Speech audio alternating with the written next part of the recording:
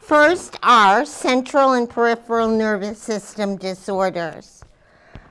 I'm going to talk tonight about infectious and inflammatory disorders of the central and peripheral nervous system. That's the first part. In the following lecture, I'll talk about neuromuscular disorders of the central and peripheral nervous system. That's the second part. So, infectious and inflammatory disorders of the nervous system. The most common infectious inflammatory disorders of the central nervous system are things you've all heard of: meningitis, encephalitis, and brain abscesses. Bell's palsy is a disorder of the peripheral nervous system. Except for Bell's palsy, these conditions are caused by bacteria and viruses, and early intervention may prevent long-term neurological problems. Bell's palsy is actually a cranial nerve disorder, and so it's separate from these other two, but it fits into the lecture because it is an inflammatory condition of the an inflammatory condition, as is meningitis and encephalitis. Meningitis is the first infectious inflammatory disorder I want to talk about. You can, in the back of your packet, I put a meningitis fact sheet. It looks like this. It'll hopefully help you when you study. The meninges are the membranes that surround the brain and spinal cord. The dura mater is the outer layer. In the middle is the arachnoid.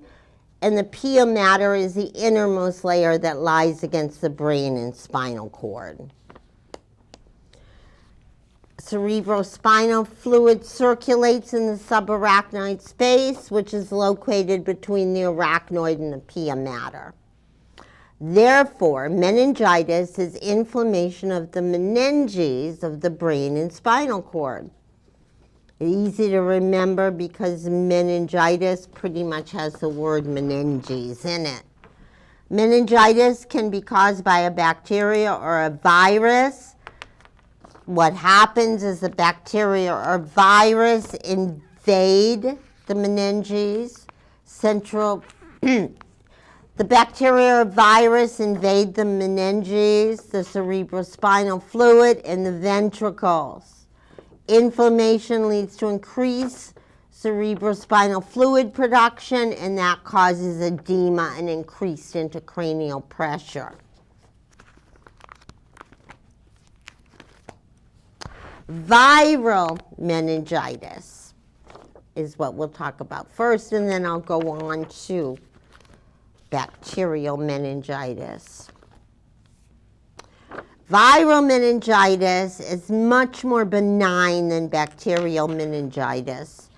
Viral meningitis is often called aseptic meningitis. It usually runs its course in about 10 days, and treatment is mainly supportive.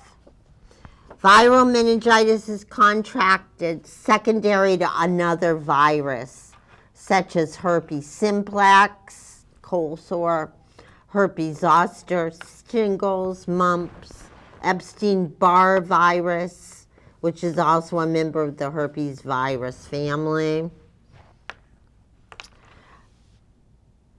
Cytomegalovirus, CMV, is also a member of the herpes virus family, and it's an opportunistic infection that affects people with compromised immune system. So another virus causes the viral meningitis, and as you can see, they're all related to the herpes virus. People of all ages are susceptible to viral meningitis.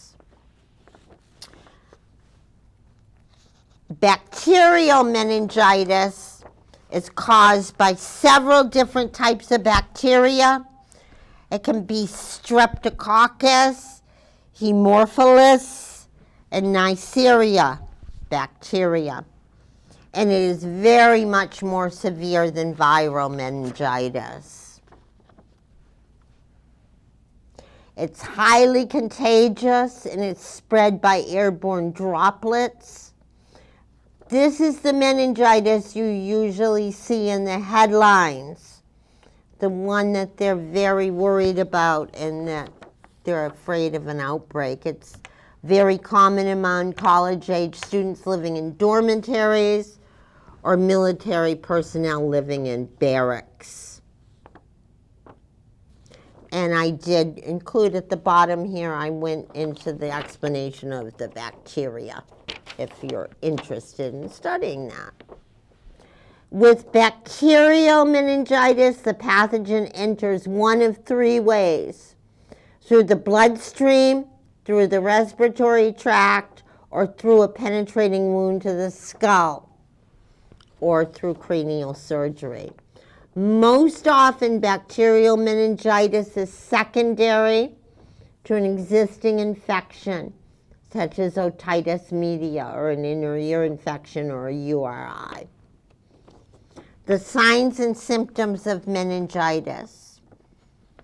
What makes meningitis so confusing and so frightening is that meningitis, be it viral or bacteria, presents with the same symptoms. So it's hard to differentiate viral from bacterial meningitis initially. In fact, people are so afraid of meningitis that there's actually a condition or a phobia called Meningitiphobia for people that are terrified of suffering from meningitis. They psychologically develop symptoms, in fact, that mimic actual meningitis just because of their phobia.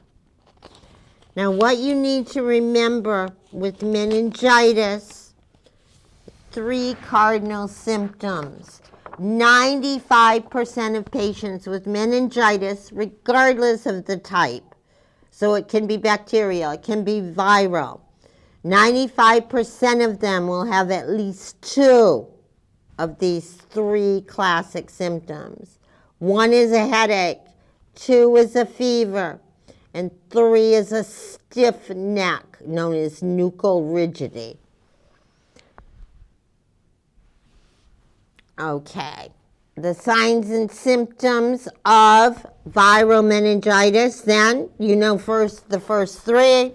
They'll have a headache, they'll have a fever, and they'll have nuchal rigidity. Then it's going to run its course and be followed by complete recovery.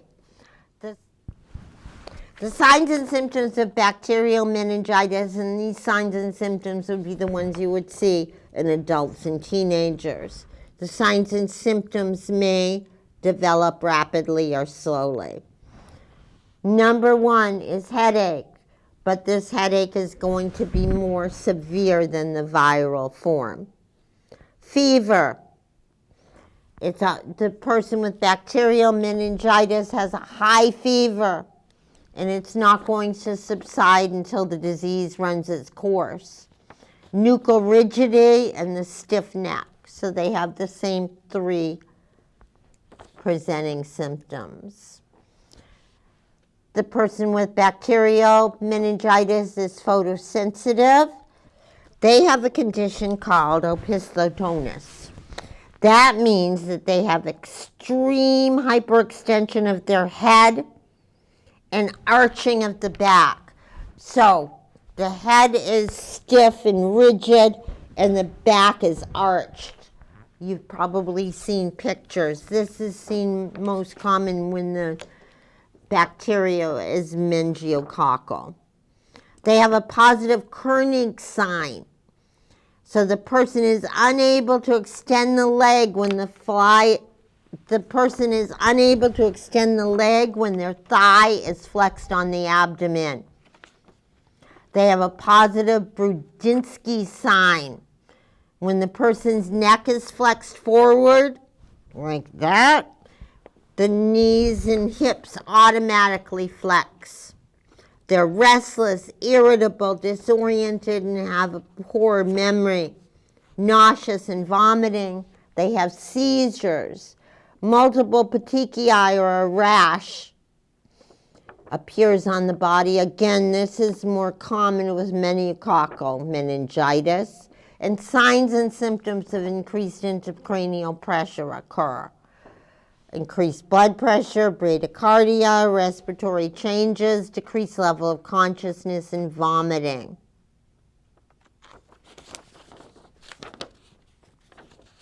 In children, you should refer to your PD book for this, but the signs and symptoms of bacterial meningitis in children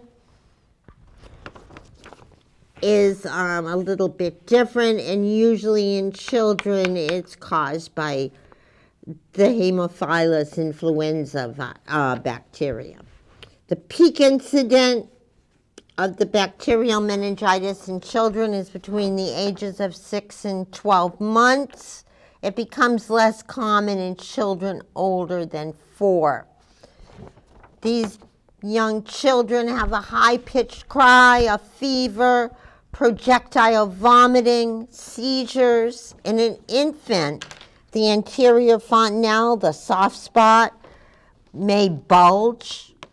This is a good thing, though, because it helps dissipate the increased intracranial pressure. They'll have nuchal rigidity, and they have osphastonis. So look at, there's a picture of that in your book. I'll mark it in the outline. Meningococcal meningitis is the most deadly bacteria to cause meningitis. It is spread by airborne droplet. The person with meningococcal meningitis develops a very high fever, 104 to 105, a petechiae rash, those small purple hemorrhagic spots. After these symptoms appear, death can occur within 10 to 12 hours due to septicemia, vascular collapse, and hemorrhage of the adrenal gland. The adrenal gland is the gland on top of your kidney. Meningococcal meningitis is highly contagious, and airborne precautions need to be instituted and followed strictly. Meningococcal meningitis is most common in college-age students or military personnel living in barracks. Complications of meningitis: seizures, hydrocephalus. Hydrocephalus is the accumulation of excessive amounts of cerebrospinal fluid in the ventricles of the brain. Cerebral infarction, coma, and death can occur. After recovery from meningitis, there can be chronic neurological impairments such as deafness, blindness, and facial palsy, because there's cranial nerve involvement, or even hemiplegia or paralysis on one side of the body, as you see with the stroke. Diagnostic testing for meningitis includes a CAT scan. You want to do that first to rule out any masses that could be causing the problem. A lumbar puncture is done and analyzed. This is how you can differentiate between bacterial and viral meningitis. So, with bacterial meningitis, the cerebrospinal fluid is cloudy. It has a decreased level of glucose, an elevated protein level, an elevated white blood cell count, and an elevated CSF pressure. With viral meningitis, the CSF is clear, the glucose level is normal, and there's an elevated white blood cell count. So you should know the difference between those two, most specifically that with bacterial meningitis, the CSF is cloudy with a decreased glucose level. Both have elevated white blood cell counts. A culture insensitivity, a positive gram stain of the CSF identifies the bacteria causing the meningitis, and the antibiotic the bacteria is sensitive to is given. If the culture insensitivity is negative, it's going to confirm viral meningitis. And then a blood culture is done to rule out septicemia. So that's basically an overview of meningitis. The second thing we're going to talk about is encephalitis. And I also have an encephalitis fact sheet in the back of your packet.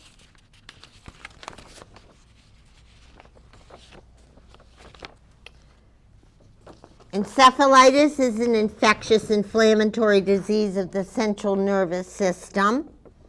With encephalitis, both the gray matter and the white matter of the brain and spinal cord become inflamed and infected. Encephalitis is primarily caused by a virus, but there are reported rare cases of encephalitis being caused by a bacteria or a fungus. Encephalitis viruses are associated with particular seasons and geographical areas. In the United States, the reported cases of encephalitis increase in the late summer and early fall. This is because encephalitis is often spread to humans by mosquitoes or ticks. The tick or mosquito becomes infected when they bite an infected horse or bird. The mosquito becomes a carrier of the encephalitis, and when they bite a human, that person contracts encephalitis. That's why it's so alarming to the public health officials when a dead crow is discovered during the late summer or fall and they're test positive for encephalitis. Viruses that spread encephalitis this way are Western equine virus, the Eastern equine virus, St. Louis virus, and the West Nile virus.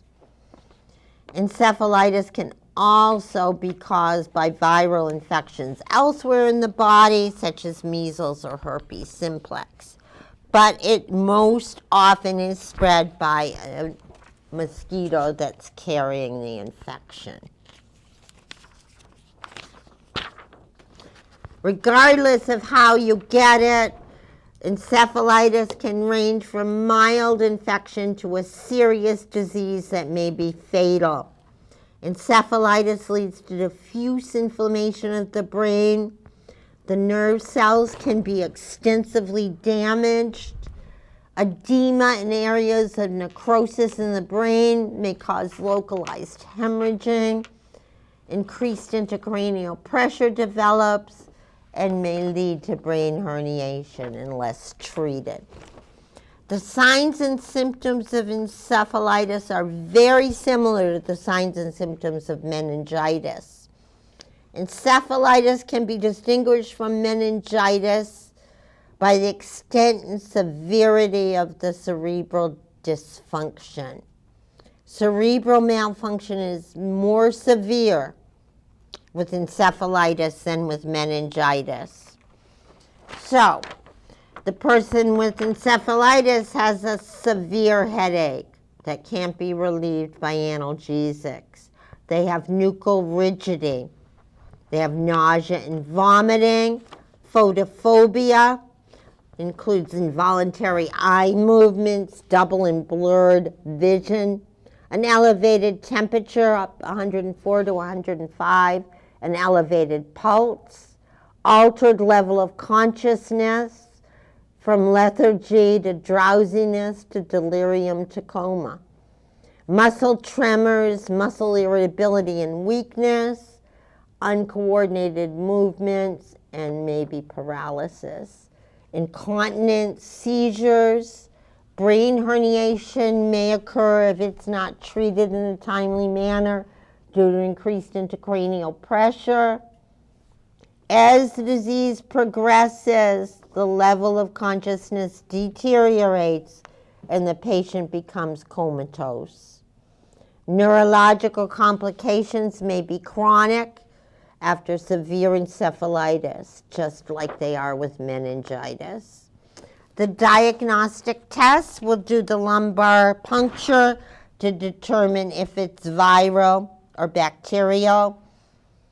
Remember, with bacterial, it's going to be cloudy and have decreased glucose. With viral, it'll be clear and the glucose will be normal. An EEG and a CAT scan to rule out other causes. The next condition I'm going to talk about is a brain abscess. A brain abscess is the collection of purulent material in the brain. A bacterial microorganism invades the brain and a localized inflammatory reaction takes place. As you remember from the lecture on inflammation and infection, once the white blood cells ingest their capacity of bacteria, they die. And this combination of dead white blood cells and bacteria and tissue debris forms pus. In an attempt to protect the rest of the brain, the body forms a capsule around the pus to wall off the infection. This encapsulated purulent material becomes what we know as an abscess. Specifically in the case that we're talking about, a brain abscess. This bacterial infection could be caused initially by a middle ear infection, a sinus infection, a dental infection, or it could be secondary to head trauma or cranial surgery. Unless treated, the abscess is going to grow larger and larger and start compressing the nerves and vital brain tissue. And you guessed it, that's going to lead to increase intracranial pressure. The signs and symptoms. Initially, the person has a headache, fever, chills, and malaise. Later, as the intracranial pressure increases, their level of consciousness is altered. They have altered motor function, seizures. Remember, most of the symptoms I'm telling you about now, you can relate back to the lecture on intracranial pressure. Since the abscess is localized, some of the signs and symptoms may vary depending on where the brain abscess is. So the interdisciplinary and nursing care of patients with infectious and inflammatory disorders, meaning specifically meningitis, encephalitis, and brain abscess. The person should be on airborne precautions for bacterial meningitis. And if they have bacterial meningitis, the precautions should be continued for 24 hours after antibiotic therapy is initiated. Standard precautions for encephalitis and brain abscess, because they can't be transmitted person to person. Antibiotic treatment, if the pathogen is bacterial, which it will be with meningitis and a brain abscess. For bacterial meningitis, high doses of IV ampicillin, third-generation cephalosporins or vancomycin are started immediately. High doses of antibiotics are needed to cross the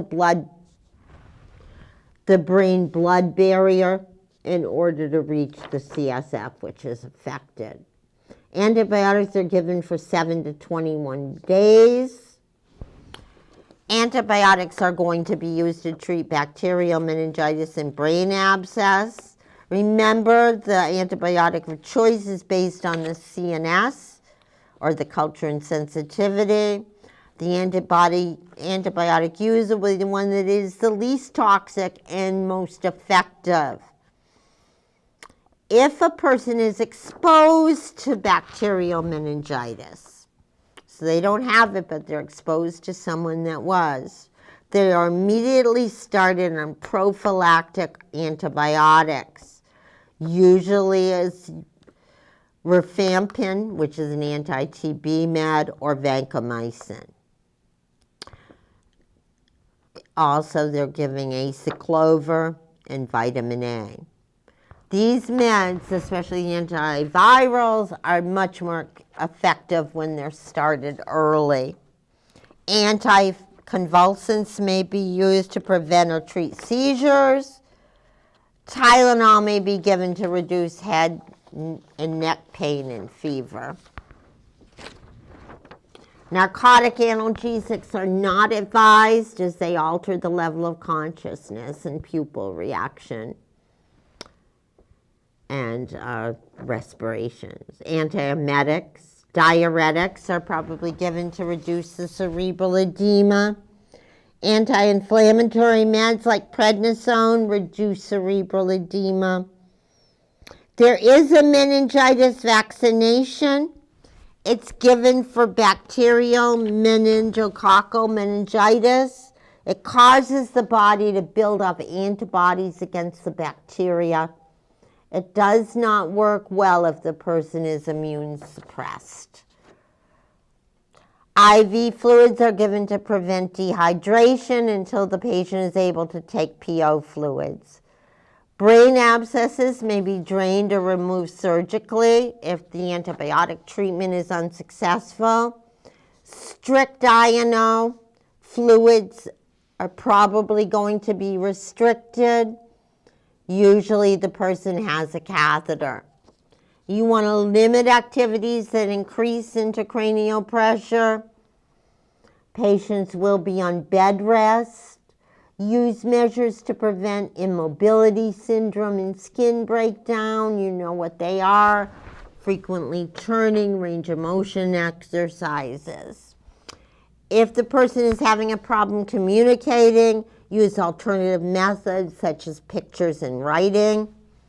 Teach the patient and family about taking precautions to avoid mosquitoes and tick bites, to avoid contracting encephalitis.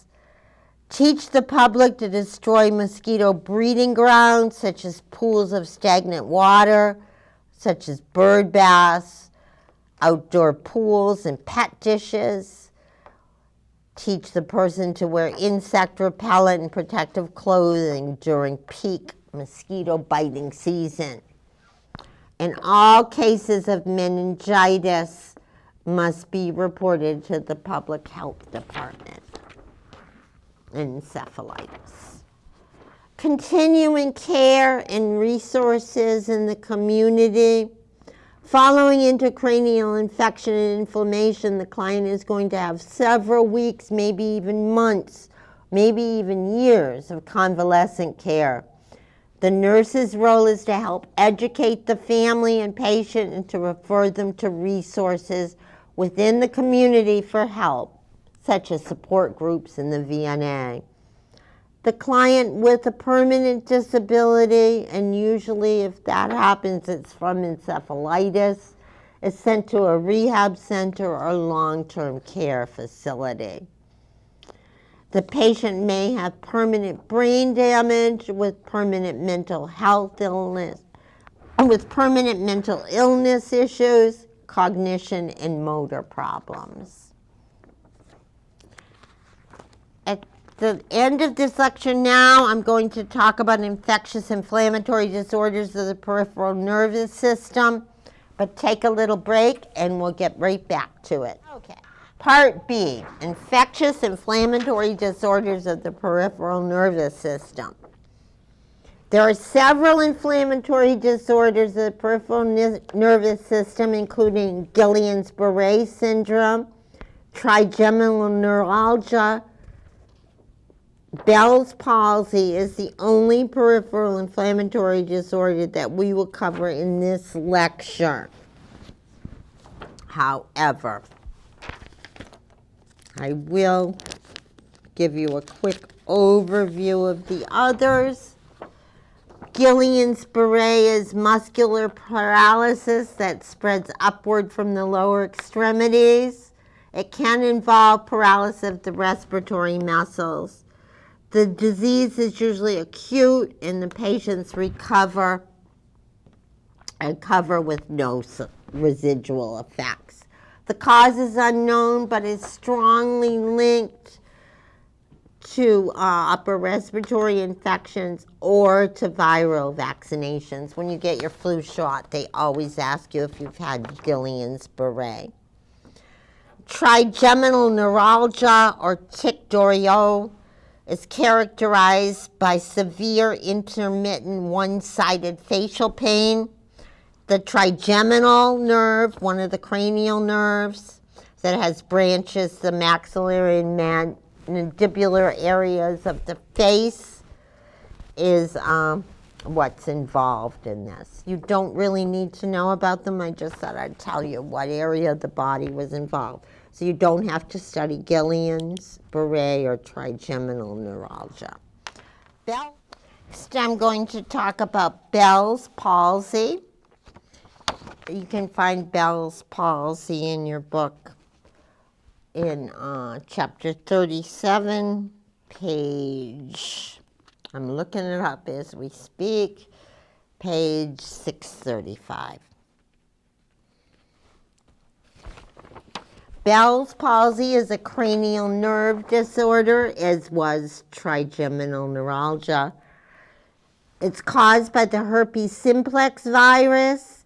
Inflammation leads to edema and pressure on the facial nerve, leading to sudden weakness and paralysis on the affected side of the face.